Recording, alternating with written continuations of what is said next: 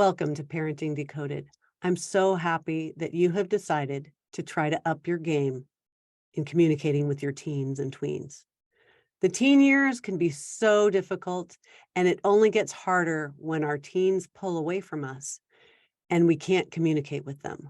What I want to do in this presentation is to give you some really practical advice on how to communicate effectively with your teen at the right time. I'm going to start by first going over what we're going to talk about. We are first going to talk about how we might be communicating with our teens right now and what that implies. What is it that we're doing when we're communicating today with our teens? And when might be the best time to talk to our teenagers? First thing I'm going to talk about is three types of parents. There's helicopter parents, there's drill sergeant parents, and there's consultant parents. And I'm going to talk about those three types of parents because each of those parenting techniques has complications or positives, negatives about them. And I'm going to go over them. First up, helicopter parents. How do they communicate? When we're a helicopter parent, and I happen to be really familiar with this technique because that's what I was. I was nagging and hovering over my kids. I have two boys and they're now in their mid-20s, but when they were young, I was just trying to be the best loving parent possible. I was just trying to make sure that their world was just perfect. And by doing that, I was misrepresenting how life was. My kid, especially my younger kid, he just sopped up all the helicoptering that I had to do, that I had to give in my heart, because I could try to make the world perfect. And as life went on, he kept being disappointed. Every time he hit a bump in the road, he was disappointed at it. He was either sad or mad or frustrated or whatever. And I would run around trying to make things better. But at the same time, I was actually causing more problems than I even understood. I was doing it out of love. I wasn't a yeller or screamer kind of parent, but that helicoptering really impacted my son's ability to solve his own problems. If something went wrong, oftentimes it would be my fault or someone else's fault. And we want our kids to be able to take responsibility for the issues and their success as well as their failures in life. So what we do as helicopter parents is we're always trying to fix things when they go wrong. We try to fix it instead of teaching them how to fix that. So a little bit of a complication, huh? How about a drill sergeant? A drill sergeant, just like it sounds, it's somebody who's going to yell and tell their kids what to do. And when we are yelling and telling our kids, we don't really want to hear any discussion, right? Because the reason why we're yelling or telling our kids what to do is because we already know what to do. We know the best answer. We know how to do it fastest. We already can get rid of anything that would cause a slowdown. If you have a bunch of kids that have to get out to school in the morning and you got to get off to work, it's kind of a complication when you have a discussion about how to get ready in the morning. So what happens is that our children might have an opinion about how to do something, how to do their homework, how to get ready in the morning or go to bed or whatever. And we really don't want to hear about it. So we shut down their brains. We don't care. We don't listen. We don't look for input. We don't allow our child to try to solve their problems because we already know the answer. And that just kind of gets our kids into this mode of being lazy because they don't want to try to say their opinion because we don't really care what it is. So we wind up shutting down their brains. And as we shut down those opinions over time, especially when they're heading into the tween and teen years, they don't want to be around us. They know we won't listen to them anyway. They know that we think that we always know the right answers. And, disappointingly enough in life, when they get to be teenagers, they start learning that we don't know everything. And if we aren't having a good relationship with them and communicating with them, we might not be able to have a discussion about what the best way to handle screen time is or what the best way to handle friendship pressures or whatever. And we need to keep them close in those years. And here we are, a drill sergeant might be actually shutting down their brain so they're not willing to even think about different ways of doing things. And at the same time, driving them away from us because we're yelling all the time. How about a consultant type parent? I want to say that the consultant type parent is somebody who's willing to chat and talk to their kids. One of the ways I like to think of it is that some people who watch these videos, they might be a consultant by trade, or maybe you've hired a consultant. And a consultant is somebody who comes alongside you and they don't lecture you. They'll listen. They'll show respect for your opinions. I like to think of the example of who your best friend is. Us being adults, we hopefully have a best friend or two. Maybe it's our spouse. Maybe it's just a best friend. And why do we like being with that best friend? Oftentimes, it's because we feel respected, because we have fun together, because they can give us opinions without being judgy. Maybe sometimes they are, but it's like you want to be with that person, that best friend. And I'm not talking about being a best friend with your child, but I'm talking about showing that respect and being able to have fun and being able to have a relationship that's not where somebody's always lecturing somebody else, and not where somebody's always hovering, expecting a kid to do something wrong. So one of the ways that a consultant parent does this is they do something that I call seizing the moment. And seizing the moment is where, as our kids get into, I call it tween and teenhood, but probably starting around 11 years old, sometimes 10, but certainly by 12 or 13, they don't want us to, as soon as they come home from school, or as soon as we see them, say like, okay, how did it go? How was the test? How was your friendships? How was this? How was that? How much homework do you have? What are you going to do? Where we're grilling them. They really do not appreciate spotlights. They don't want us to spotlight them. But if we allow the spotlight to be turned off from all of our questioning, because for sure, I want to know the answers to all those questions. I want to know who they're hanging out with. I want to know how they feel about their teachers and all that. But I'm going to turn off the spotlight. And the way to do that is you do something with them. You can play games with them. One of the things that I like to do at my house, I like to make puzzles. Some families do, or they like to play board games. You could even play video games or card games with your kids. But one of my favorite things to say is that if you're going to play games as a chill time to get this, seizing the moment where your kids are going to relax and they're not going to feel like they're going to be quizzed. Okay, so you're going to be playing some card game, and you want to make sure that whatever game you pick, whether it's board game or whatever, that it's not very competitive, that it's easy to win, easy to lose, that lots of things happen. There's a favorite card game that I talk about when I give this lecture, and it's called King's Corner. It's a really simple card game. It's a lot like solitaire, if you happen to know how to play solitaire, but look it up on the internet, King's Corner. And in that game, you play around in about 5 minutes, maybe 10 at the most. But as my kids were growing up, we would bring a deck of cards with us to a restaurant. And we would just sit, and while we were waiting for the waiter to bring us our food or whatever, or even if we were at someplace like Togo's and we were just eating our sandwiches, we would play a round or two, and it would just be fun. Somebody would mess up and they wouldn't see a card laid out or whatever. And there were enough iterations of the game that no one person always won.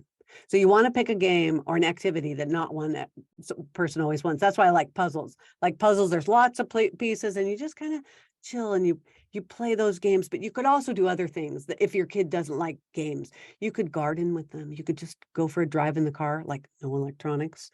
You could go on a hike. You could do some sort of art project. They have those not paint by number, but those clay painting places, or do an art class or something like that.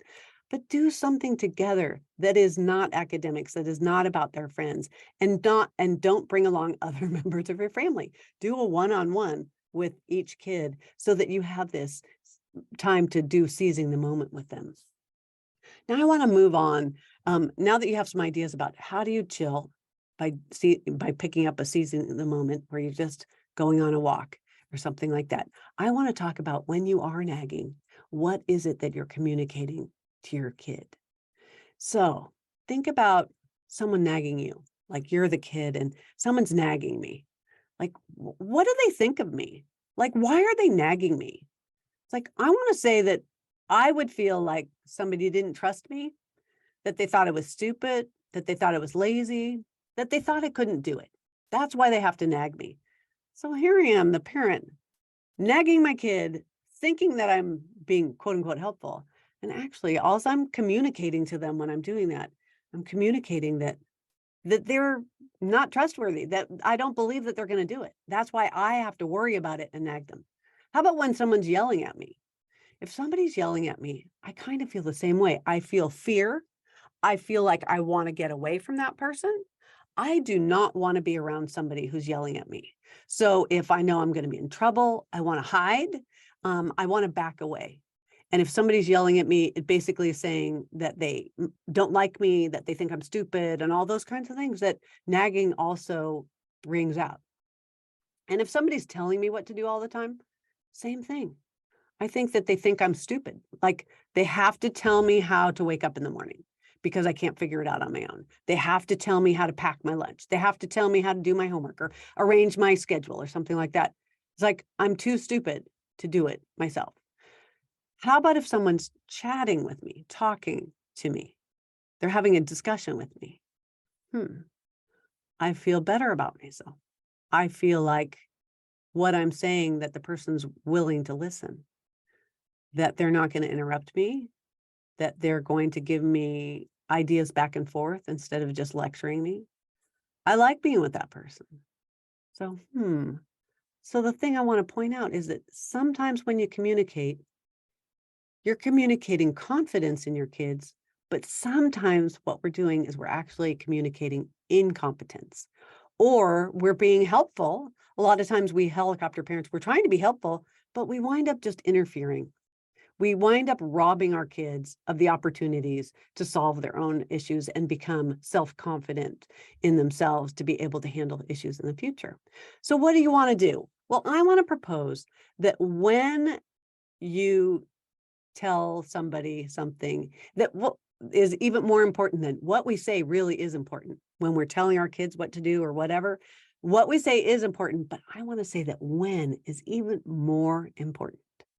Because if we say it when their brain is closed, we aren't going to be able to get much progress.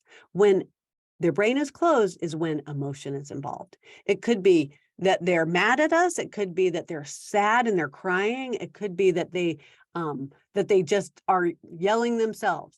And when that is happening is not the time to communicate with them, because as emotion is involved, when our kid is upset, whether it's crying or whether it's yelling and being mad, their brain is shut down. There's a part of the brain called the amygdala that's our fight and flight part of our brain. When it's activated, all of our blood flows to that part of our brain. When it flows to that part of the brain, it means our prefrontal cortex is being robbed of blood flow. And when our prefrontal cortex, which is where we make good decisions, is closed for business, it means that our kids aren't going to be able to even think about what the right thing is to do. If they messed up and we're yelling at them or telling them what to do and they're already upset, they're not even going to be listening. So I want you to save your breath, and I want you to do something called going brain dead. When you go brain dead, you basically don't react when they're yelling at you, telling you you're the worst mom in the entire planet, or that was so stupid, or leave me alone, or whatever. I want you to not react. I want you to just say, oh, I know. It's like, you're so stupid, Mom. I know. Wow. That's so sad. That was so dumb, Mom, that you did this. I know. That's so sad. So you're kind of just going to take it. You'll even walk away if you have to. But the reason I want you to be able to take it and just put up with it is because I want you to have the ability to come back later when things calm down and talk to them. I want you to ask them if they are ready to talk about whatever the issue was. And as you ask them, I also want you to be able to, as both brains are back online, because sometimes our brains get triggered when our kids are yelling at us. They'll say something stupid like, Mom, you never helped me at all. And then we start saying like, I do too. I just helped you do this or that or whatever. And it's like we're defending ourselves. It's like, I don't want you to defend yourself. I want you to take it at the time, because nobody is going to make any progress when somebody's yelling back and forth. I do too. You do too. No, like that. All the brain activity is offline. Nobody's going to make any good decisions until everyone calms down. So once you take that, could be a 15-minute calm down. It could be 2 hours later. It could be the next day. With teenagers, it might be a week later, but I want you to ask, are you ready to talk about this now?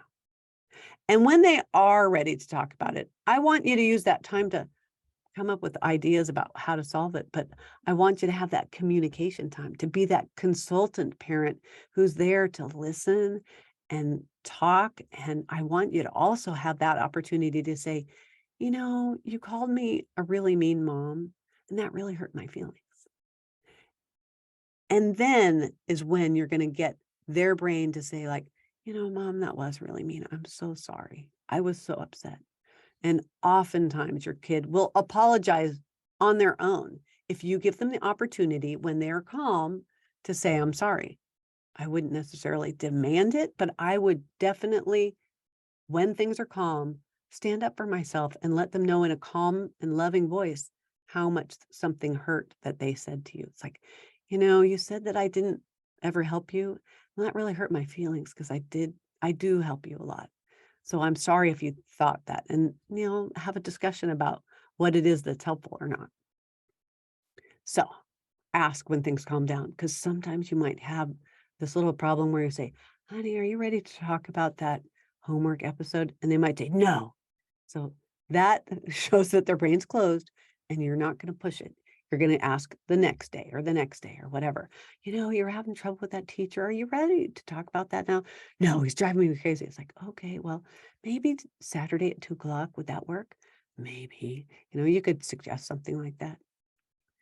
But I want you to also, so the first technique that I just gave you, it's called going brain dead. So we're basically going to take the fight out of our dialoguing with our kids. When they're upset and they're fighting with us and they want a fighting partner, we're not going to be that. We're going to go calm. We're going to go brain dead. The other thing I want you to do is that we don't do enough of is we don't notice. I want you to notice, not nagging. I want you to notice something like, oh, I noticed you put a new shirt on today. I noticed you wore your new sneakers. I noticed that you straightened up your room. And I'm going to leave it at that. I'm not going to give a value judgment of like, oh my gosh, you did a really great job, or, you know, not make too big a deal out of it. I noticed you parted your hair on the other side. And again, no other extra things, just notice. One of the things I like to do when I'm giving this presentation in person is I like to say, like, I noticed your earrings. And when you say that to somebody, or I noticed you're wearing a blue shirt, it's like people go like, oh, wow, somebody noticed something about me. Just, I noticed you're wearing your red shirt. It's like, just notice something, just to basically say, like, instead of it just being you know, a blah figure going through your day, just say, I noticed that you dyed your hair a different color, that kind of stuff. So, and as you use notice, if they didn't notice themselves, I noticed you cleaned up your papers or something like that. I did not. I'm like, okay. We're not going to argue with them about what it was. Just like, okay. Just keep calm. Don't push is what it is. Now I'm going to talk to you. We talked again about going brain dead. The other thing that I want you to do with your teens and tweens is I want you to set loving limits. And as you set loving limits, what it is it's where you state what you will do. Oftentimes in our households, we spend a lot of time about telling our kids what we won't do for them. I'm not going to take you to the store if you're going to treat me like that. I'm not going to do your laundry since you put it in the wrong place. I'm not going to do this and I'm not going to do that. And it just sends a really negative feeling throughout our whole house. So what I want you to do is state what you will do. I drive kids to the store who've done their chores. I take kids to the birthday party who have cooked dinner. I don't know, but you want to keep it positive, whatever it is. You're going to leave off all the negative stuff and just flip it to the positive. I watch movies on the couch with kids who've taken a shower. I give allowance to kids who have kept a clean room all week. I allow kids to have a cell phone who are using it positively. That kind of stuff. I'm not going to lecture. I'm just going to say what I'm going to do. I drive kids to school who are ready at 7:30 in the morning. And there's obviously an implication of like, something should be happening if they aren't ready by 7:30 in the morning. And you should have a discussion about what that might be. It might be like, that's so sad, especially if you have a teenager. gosh, I guess you're going to have to pay for an Uber to get to school, or you're going to walk to school, or whatever it is that they know ahead of time what the, like, mom lovingly does something or dad lovingly does something. And that means that they're not going to do something. Like if they haven't showered, it means they're not going to be sitting on the couch watching that movie that they've been dying to watch with you. But if they have showered, it's obvious what the kind of reward is. So you keep in mind how to flip things in your house. Like, I serve dinner to kids who've set the table. That means that somebody's not getting dinner until the table's set. Or I serve dinner until 6:30 p.m., which implies that something happens after 6:30 p.m. and somebody doesn't get dinner. And you just make it known. And you have to make your yes mean yes and your no mean no. You have to hold to it. The other thing I want you to do, so we got brain dead and we got setting loving limits. The other thing I want you to do with your teens is to give them lots of choices. They just want to control their lives. I want to control my life too. And sharing control with your teens as much as possible is huge. It will help your relationship and your communication if you give them choices. You give them choices so that you're not cornering them into a box. Take out the trash now. When I say that, and I might mean it, when I say that though, my kid has a chance of giving me two answers, right? No or yes. And that's a 50-50 chance of getting no. It might, in some houses, it might be a really lot higher chance of getting a no. So I'm going to instead not corner myself into a box either. I'm going to say, would you like to take out the trash before dinner or before you start watching a movie? I really don't care which one, because I've given only choices that I liked. And those two choices are very acceptable to me, and I'm not going to nag them or anything like that. They pick after dinner before the movie, and I'm like, okay. So I set a loving limit. I watch movies with kids who've done their chores, and that was one of the ones that they checked. So I might be watching the movie alone if that chore isn't done. But I lovingly do that. It's like, oh, this is so sad. Yeah, you chose and yeah, you didn't do it. So there do have to be consequences when choices aren't that are chosen aren't done. But I want to say though, a lot of the times you just avoid conflict completely by giving them a choice. Would you like to do your homework on the dinner table, or would you like to do it on your bed? It's like you don't really care. So we got brain dead, we got setting loving limits, we got giving choices, and now I want you to think about allowing mistakes. Allowing our kids to make mistakes, it really builds confidence in them if we do it lovingly. If we allow them to make a mistake with empathy. Oh, wow, you forgot to do your homework assignment and it's due this morning. That's so sad. Instead of what we might be saying if we were a drill sergeant, and might say, oh my gosh, I can't believe that you didn't do that. I told you to do that last night, blah, blah, blah, blah. Well, if we're yelling at our kid, it's going to make them not want to tell me that they even forgot to do their homework, although I might figure it out because their grade might not be very good. But we want to allow them through love to be able to say, I know, Mom, I really planned my time badly. It's like, no problem. When you get home from school, what if we sit on the couch and try to figure that out? We want to allow them to be able to make a mistake and know that there's a way that they can maybe not make the mistake the next time. And if they are making repeated mistakes, it's opportunity for us to problem solve and teach them how to solve problems. Because every day as we're adults, we solve problems. We solve problems every day, all the way from what am I having for breakfast is a problem because maybe I don't have eggs in the house, or maybe there's a traffic jam on the freeway and I have to go around it. And so I'm going to use Waze, or I'm going to use Google Maps, whatever. It's like we have to solve problems all the time. Those happen to be small problems, relatively small problems, but we want our kids to know that as a problem happens, that there's ways to solve it. We don't have to break down. We don't have to fall apart. We can see it as a growth opportunity. There's a book that I love called Grit, and it talks a lot about growth mindset instead of a fixed mindset. And kids who aren't allowed to make mistakes, or they're being yelled at or whatever, whenever they do make a mistake, they start wanting to hide and not having their brain activated to be able to think of how you solve problems.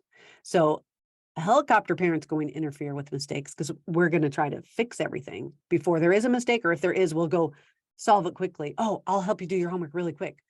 And a drill sergeant's going to yell and make the kid feel bad, probably.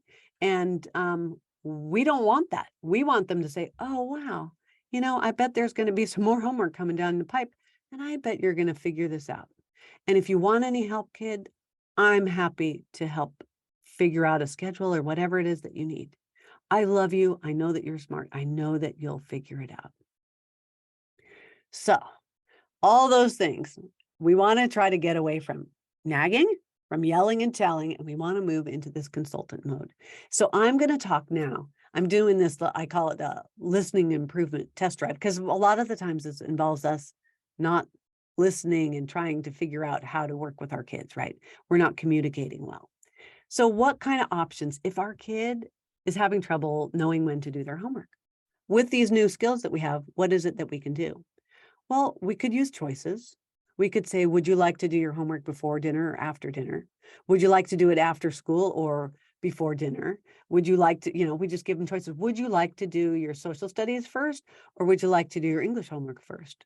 Would you like dad to help you with the vocabulary, or would you like me to help you with math? Would you like to do your homework in the living room, or would you like to do it in the dining room? All of those, again, are choices. They're all fine by me, and it engages our child's mind. We want their brain to be activated to know that, like, I don't know, do I feel like doing my homework in the living room today or on the kitchen table? I have a lot of books, so maybe on the kitchen table would make more sense. It's like, and maybe the next day you ask the same question. Do you want to do it in the living room or on the kitchen table? It's like, well, I got English reading to do. I'll do it in the living room. It's like, I didn't care either way. I just wanted them to make a choice about when to do their homework. I can also go brain dead. Like, oh man, I have so much homework. Oh, it's like, oh, that's so sad. I bet you'll figure it out. That's how brain dead works in the homework situation. You can give empathy, like, oh yeah, homework really can be overwhelming. Just love them through it. Like, would you like a hug? I love it when parents do something like that, just something sweet and thoughtful and loving, instead of saying like, well, you really should sit down and write down a schedule of what you're going to do. Instead of start with love. Like, would you like a hug? Sounds like it's going to be a really long night. How about when to go to bed? A lot of parents have difficulty with teenagers getting to bed. And again, you can give them choices. Would you like to go to bed at 9:30 or 10? Would you like to take a shower at night, or would you like to take one in the morning? Because maybe they're taking too long in the shower and getting to bed late. I want you to know that, in my opinion, by the time your child gets to high school, you shouldn't be telling them when to go to bed. For sure, by the time they're a junior in high school. Now, that seems like a little scary for a lot of parents, because our kids want to stay up super late. And we know how important sleep is. I absolutely know how important sleep is. But the thing is that I need to train my kid in a loving manner how to take care of their own sleep. And I'm going to have discussions with them. I'm going to turn off the spotlight. I'm going to go play cards and say Sally, I noticed that you're having trouble getting to sleep, enough sleep. What do you think you could do about that? And I'm going to take the time to be able to give her empathy. I'm like, yeah, it is hard to do all your homework if you're on social media. Wow, what are you going to do about that? That's so sad. I'm so sorry. Because waking up in the morning is another thing that we deal with. And sometimes it has to do, again, with choices like, I give kids hot breakfast who are up by 7 a.m. And I give kids, and they get cold cereal at 7:15. Which would you like? It's like, I'm not going to yell or scream or anything, but I just give them some choices about when to wake up too. Would you like to wake up at 7 or 6:45? I don't really care, because I know that they could get themselves to school on time. Or it might be, would you like one alarm clock or two? Again, waking themselves up is really important skill. And by the time they're in middle school, even, I really do believe middle school, I shouldn't be waking up my kids. You shouldn't be waking up your kids. You should be working with your kids to try to solve the problem of them not waking up on time, if they're not waking up on time. Do they need 2 alarms? Do they need one that's a music alarm and one that's not a music alarm? Do they need to have, I don't know what, do they need to have not so many blankets on so that they don't snuggle up so long? I really don't care, but I want them to own waking themselves up. And one of the things that happens is they've stayed up so late. Our last slide about giving them choices and stuff when they go to bed. But they stay up so late, they're really tired. And so we can give them empathy in the morning, like, oh, wow, I can see that you're really tired. That must suck. Do you need a hug? I want them to own their own waking up. And every time I wake them up, come in and wake them up, I worry about them getting up and not getting up.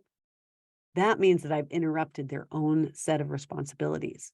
Again, by being a helicopter or drill sergeant parent, we mean to be loving. We mean to make sure that they get everything done in life. But if we do that, it's our responsibility for them waking up or for them going to bed. And we need them to own it. We need them to figure out before they get out of our house and go off to college, we need them to figure out how to wake themselves up. And isn't it wonderful that you have 7 short years, whatever, 4 short years if they're in high school, to figure out what to do when you wake up late? You need to figure that out. And you're going to set loving limits. Like I was saying, that it could be a loving limit of like, I serve hot breakfast to kids who are up by 7 a.m. That implies that I don't serve hot breakfast to kids who wake up later. But I'm not going to take the negative part of that. Again, I'm going to make them be loving limits. I'm going to make them be positive. And you can do that. How about electronics? What do you do about getting off electronics? It's like you can give them choices. You can say, would you like to charge your electronics in mom and dad's room? Or would you like to charge them on the kitchen counter? Would you like to charge them at 10 p.m. at night or 10:30 p.m.? Would you like to charge them at 6 p.m. or at 8 p.m.? Any of those are legit. That's fine. It's like I allow kids to have electronics who are using them responsibly. And you're going to have a big discussion about what responsible electronics is. I have another seminar that I do called Screen Time Battles, how to avoid them. Also, it's in a podcast. And I would, if you're having trouble with electronics, I would go listen to those lectures as well, those seminars, because it's really useful in trying to gain information about what the right thing to do is with teens and tweens. But the best advice I have for you is that it's good communication skills that are going to get you through all this parenthood stuff with teens and tweens. And if you don't have good communication skills, it's going to impact your ability to work with your kids and to be able to solve problems and stuff like that. I want to direct you towards my podcast. I have a number of podcasts that are dedicated towards issues with teens. A lot of people have trouble with their kids respecting them and the kids being on an emotional roller coaster all the time. In podcast number 2, I talk a lot about that roller coasterness, how to have punishments versus consequences, like how do you set good, loving consequences. I have a podcast about anger management, and I mentioned the screen time issues. I have family meetings. I think it's really important to communicate as a family issues of things that are going on. I also have a YouTube channel that has a bunch of the other seminars that I do. And I just released a new seminar that you would be really smart to go listen to. It's called Launching Your Teens. It teaches all about life skills, some of which I've mentioned in this video, but it really goes step by step how to get your kids to do chores and how to get them to understand budgeting and what kind of things do they need to do to learn before they get out of your house. Lastly, how to get a hold of me. You can email me at any time if you have questions. You can go to my website. I have a parenting Facebook group. It's actually called Parenting Decoded. No year anymore. Sorry about that. And on Instagram, I have an Instagram account and I do a monthly newsletter. Go to my website and sign up for it. You'll be able to keep up with what I'm doing, and I have little blurbs that I do. Same with the Facebook group. I do teach Love and Logic classes in the Bay Area occasionally, and you can hire a parenting coach. I do Zoom coaching over the internet, and I would love to help you. I think that it's really important to communicate with our kids, our teens and tweens. You can have a great relationship. And even if you find that you have a lot of tendencies towards being a drill sergeant or towards being a helicopter, you can change and move forward into a new realm of parenting. I learned a lot of these techniques when my kids were in middle school and early high school, and it allowed me to let my kids solve their own problems and be responsible for things like sleep and electronics and um, all those kind of, how to get homework done and how to deal with teachers and getting assignments done. And it really made a difference. And we have a very loving relationship today. And by doing all these techniques, it really helped out. Anyway, I hope you have a blessed rest of your day and have found this really useful. Thanks for listening.